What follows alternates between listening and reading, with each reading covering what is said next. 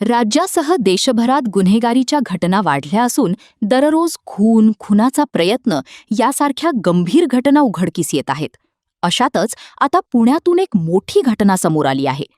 आंबेगाव पठार परिसरात अनैतिक संबंधातून एका तरुणाचा डोक्यात लाकडी पाट तसेच धारधार हत्याराने सपासप वार करून खून करण्यात आल्याची घटना रविवारी रात्री घडली आहे.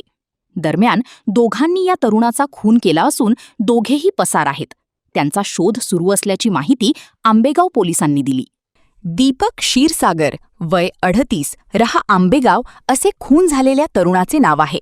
या प्रकरणी आंबेगाव पोलीस ठाण्यात दोघांवर गुन्हा दाखल करण्यात आला आहे.